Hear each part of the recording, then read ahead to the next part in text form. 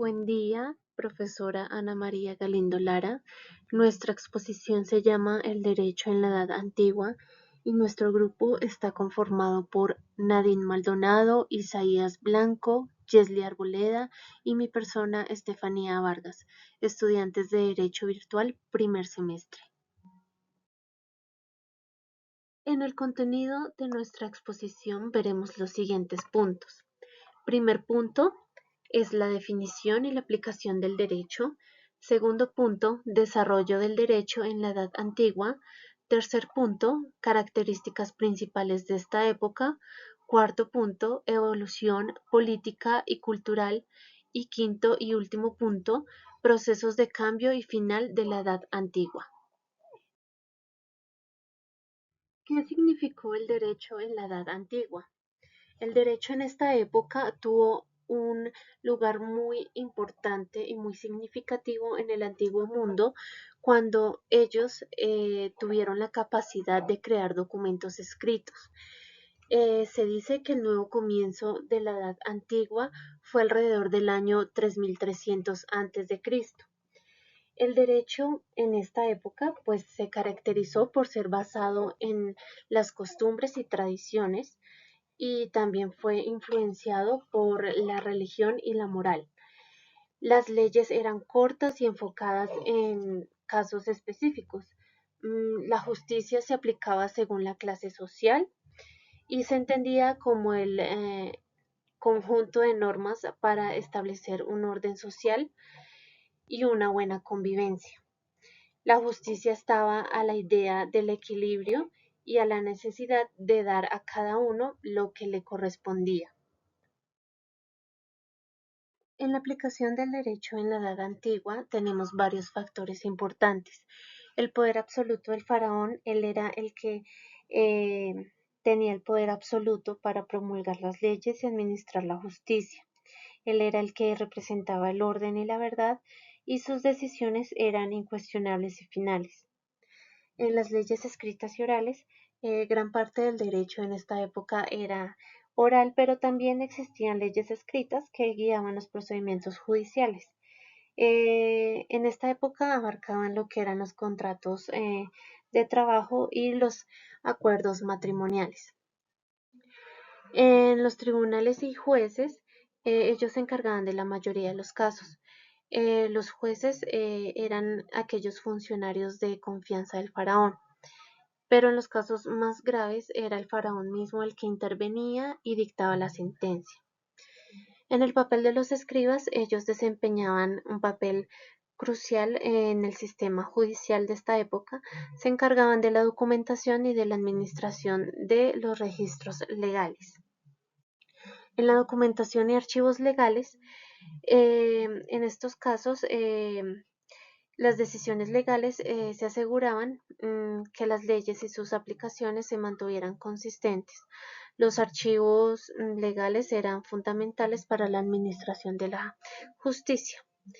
En los derechos de propiedad de tierras y bienes, estos estaban bien regulados con documentos legales que garantizaban los derechos de los propietarios y especificaban las reglas de la herencia.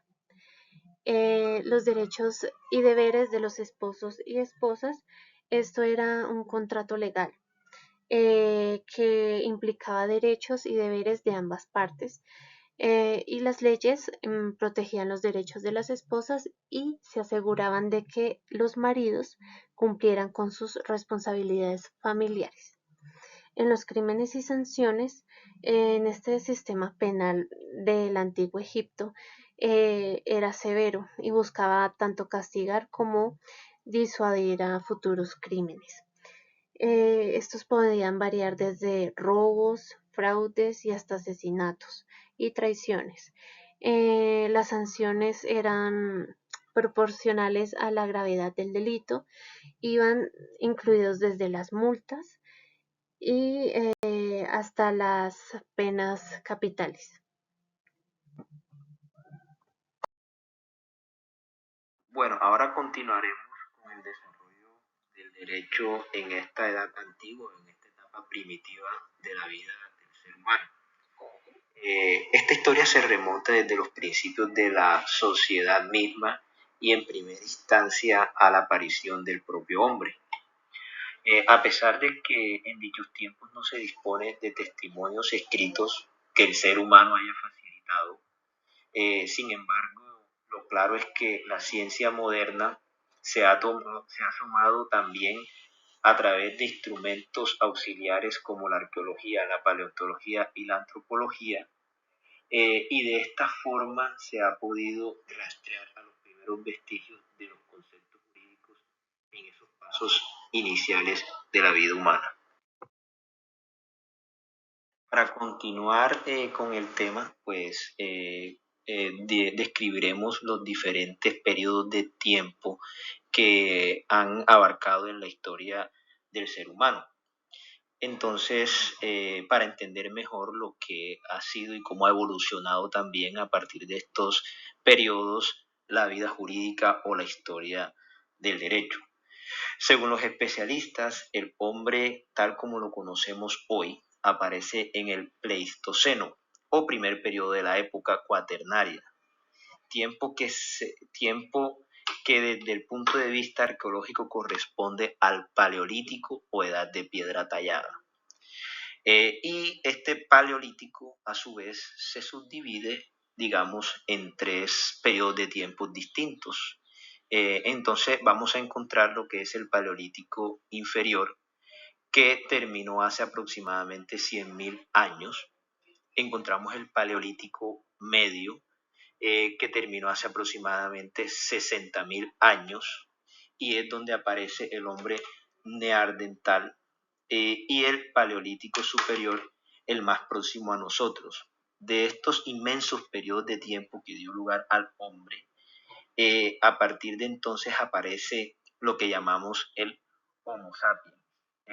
Ya en esta época encontramos que el hombre desarrolla algunos artes primitivos, como lo son la cacería, la vida religiosa, y digamos más tarde, durante la fase llamada por los especialistas el Mesolítico, aproximadamente 10.000 años antes de Cristo, se documenta la vida en grutas, chozas y pequeñas sociedades. Aparece lo que es el comercio primitivo, la domesticación de los perros y caballos, transportes en trineo, cultivos de uvas, granos, entre otras plantas. Se pasa de una época que era la época de la caza a la época de la agricultura. En esta fase, en este tiempo, la mujer pasa a estar en la comunidad, a estar en la casa, y es donde nace o surge lo que es el matriarcado.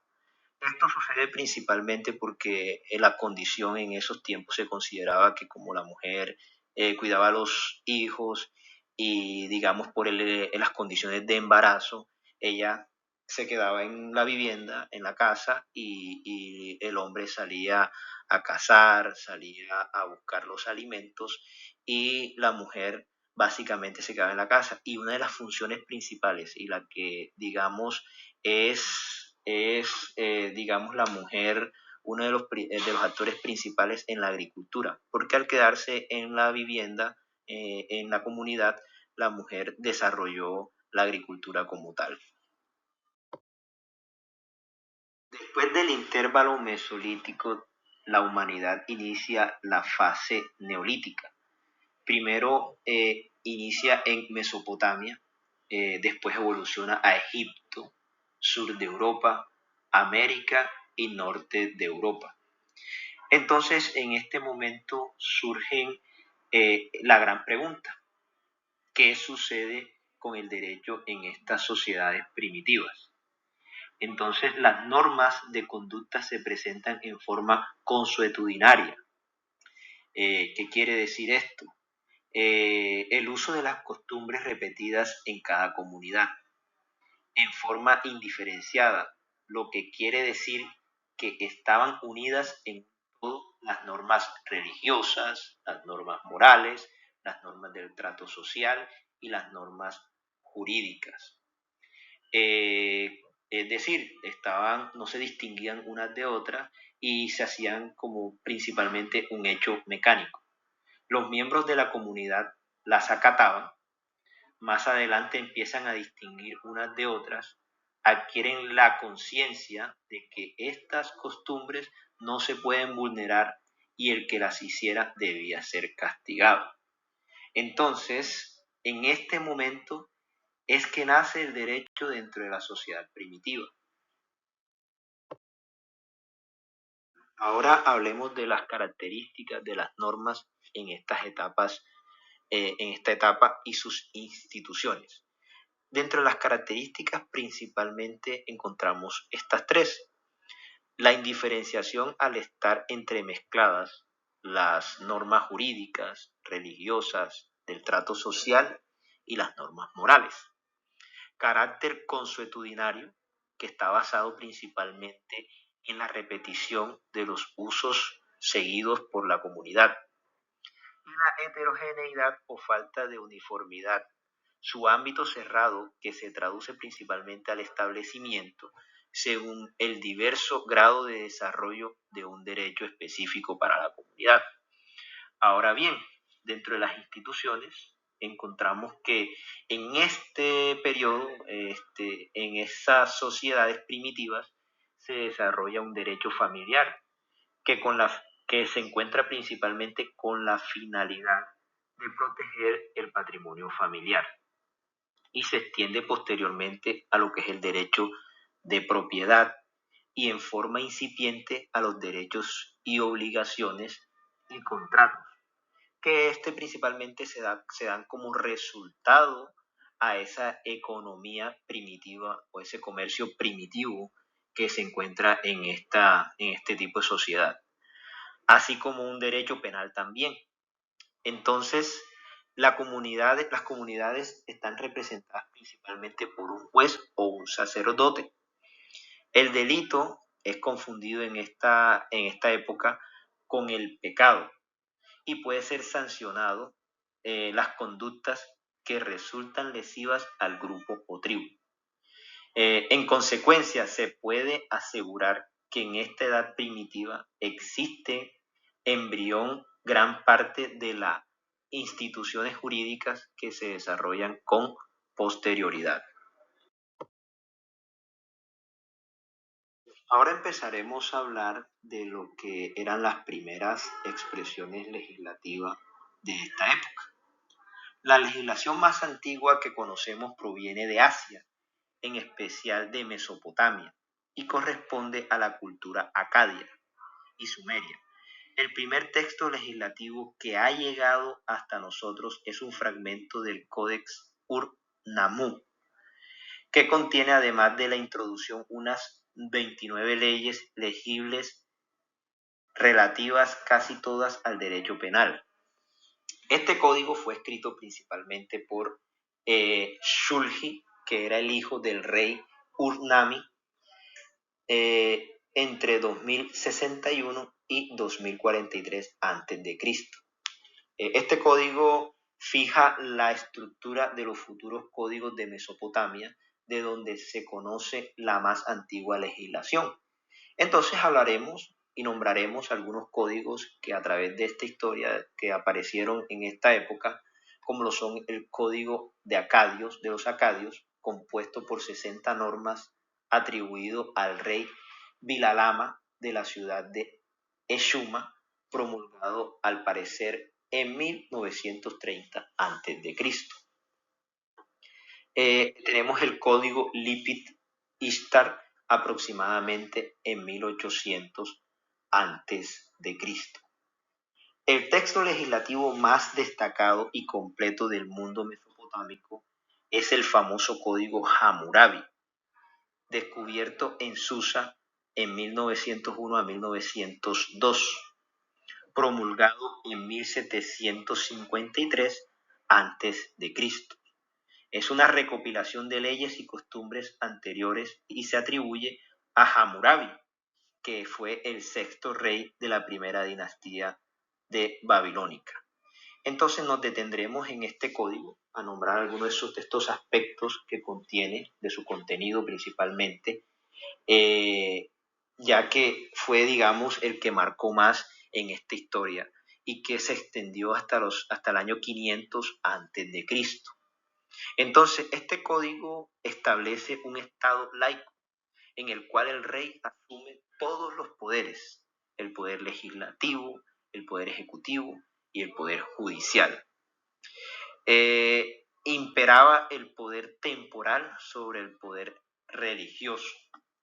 Constaba de 284 artículos, muchos de ellos dedicados a los delitos y las penas, que resultan muy crueles vistas a los ojos de hoy.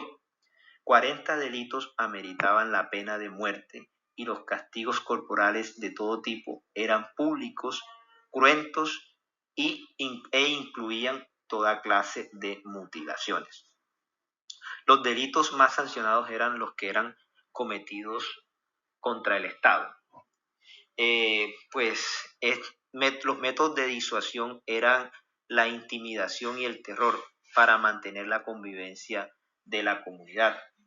También hay que resaltar acá que el delito a la brujería y a los falsos testimonios estableció unas penas, eran establecidos como penas. Además de la capital, la expulsión del individuo de la comunidad con pérdida de sus bienes y su honra. Y la compensación pecuniaria y la ley del talión, ojo por ojo, eran, digamos, uno de los que se incluían también en este código. Aunque el código Hammurabi, mal sistematizado, no distinguió entre el derecho penal y el derecho civil, en él aparecen normas relativas a este último derecho civil. Así encontraremos leyes que tratan con amplitud el matrimonio, divorcio, repudio, patria potestad, adopción, aspectos patrimoniales del matrimonio, derecho sucesorio, la propiedad, la parecería, las obligaciones y los contratos de comisión, prestación de servicios y de arrendamiento. Podemos concluir o podemos sintetizar de este código de Hammurabi que en dichas sociedades el individuo y la vida humana carecieron de valor frente a la necesidad de orden del Estado. Posteriormente también podemos encontrar otras expresiones legislativas originadas en Asia, como es el código de Manu, Manava, Dharma, Castra, llamado así debido a que Manu era el hombre invariable de los personajes heroicos indios. Apareció en el valle de Ganges, India, en una época situada entre el siglo IV y III antes de Cristo. El código estaba compuesto por 12 libros, trató del derecho público como del privado, contiene más de 2000 versos divididos en 18 capítulos y comprende además de normas jurídicas, normas morales y religiosas, es decir, todas las conductas del ser humano, la política, la civil, la moral y la religiosa. Destaca en él múltiples disposiciones sobre la conducta de la mujer y las relativas al sistema de castas típico de India. Encontramos también que del derecho primitivo egipcio se sabe muy poco. La primera ley que se conoce literalmente gracias a una estela en Karnak se debe al rey Haremab en 1350 a 1315 a.C. y se refiere a la corrupción de los funcionarios fiscales. También se conoce alrededor de 300 fragmentos de papiros que permiten conocer la vida jurídica de los egipcios de mediados del último milenio antes de Cristo. Dichos fragmentos se encuentran sobre el derecho familiar, sucesión, propiedad inmueble y organización de los tribunales de justicia. De estas lecturas se puede también determinar que el matrimonio era monogámico, que la esposa conservaba su patrimonio y una tercera parte de los bienes gananciales en caso de divorcio, y que exigía la dote y que la mujer participaba en herencias en igual medida que el hombre. También que los contratos se celebraban por escrito en presencia de muchos testigos y que había registros públicos sobre la propiedad inmueble. En cuanto al derecho penal y la administración de justicia, existían como en casi todas las sociedades primitivas la tortura y los juicios de Dios. Consta además que hubo tribunales locales, dos cortes superiores y supremas, cortes del faraón, con un ordenado sistema de apelaciones. En las características principales tenemos el origen divino o consuetudinario. Estas leyes y normas tenían su origen en la voluntad de los dioses o en la costumbre de la comunidad. Estas se transmitían oralmente de generación en generación. El enfoque en la colectividad era que el individuo era visto principalmente como parte de un grupo, bien sea de familia, clan o ciudad-estado, y sus derechos y deberes se entendían en función de ese grupo al que pertenecía. En la justicia como equilibrio, esta buscaba que las relaciones sociales, donde cada uno cumpliera sus obligaciones, recibiera lo que le correspondía a cada uno, aunque no existía una noción de derechos individuales como los que tenemos hoy en día. En las fuentes diversas, además de la ley escrita como lo es el Código de Hammurabi, también era importante la costumbre, la jurisprudencia, que ya sabemos que es interpretación de los casos por los jueces, y de la doctrina, que eran las opiniones de los expertos. La influencia religiosa y moral, estas normas jurídicas a menudo estaban muy inculcadas, que eran las creencias religiosas y los principios morales. Esto dificultaba la distinción entre lo legal y lo ético.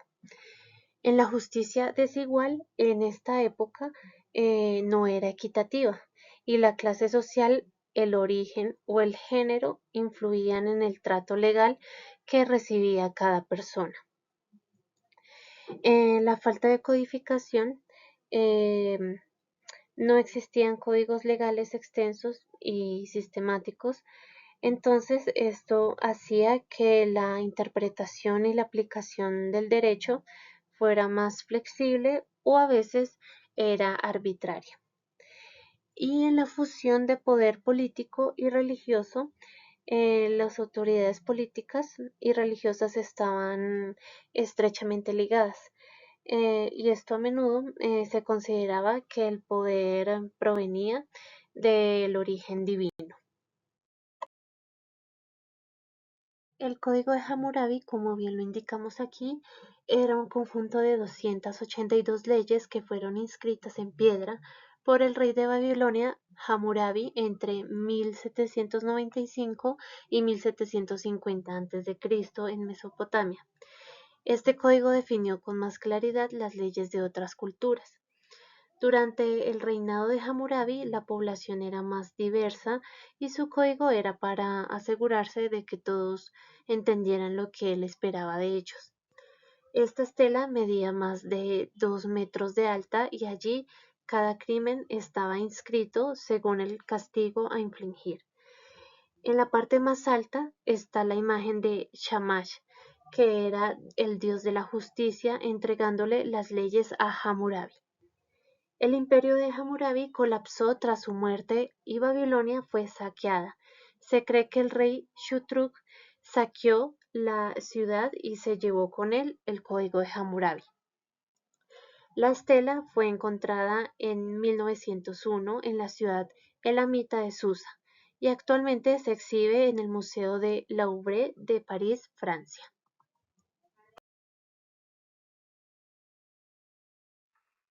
Hablar de la evolución política y cultural del derecho, nos estamos refiriendo a las normas jurídicas y estructuras legales que han cambiado a lo largo del tiempo, influidas por factores sociales, culturales y políticas.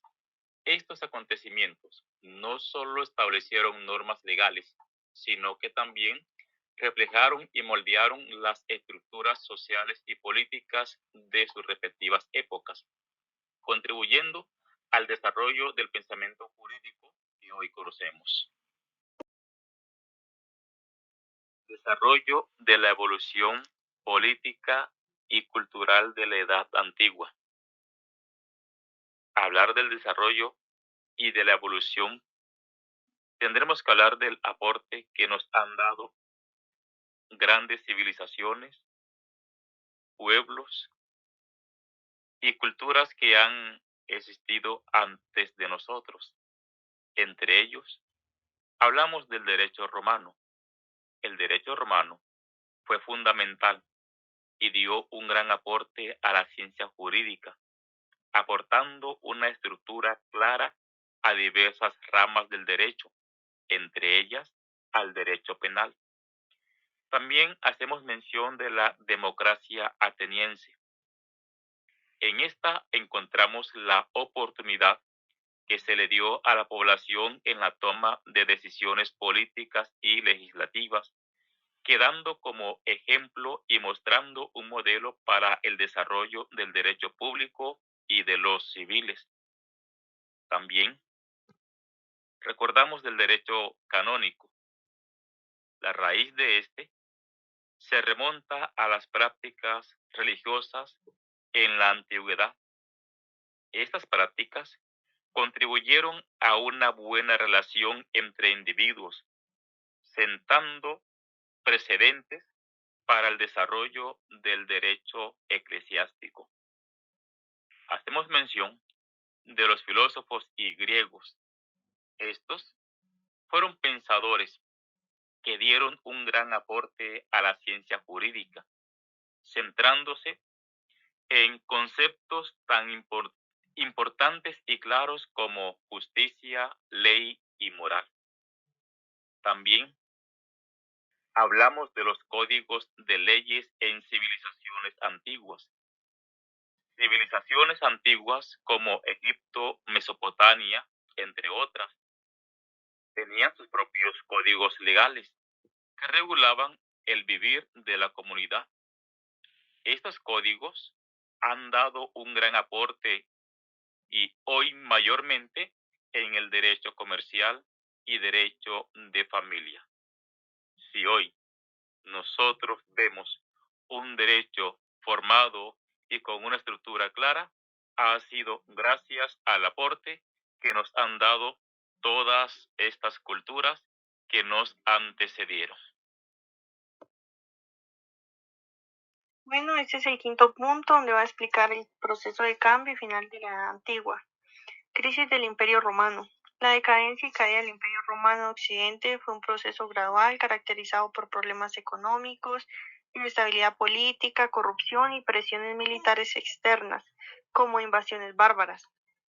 Invasiones germánicas.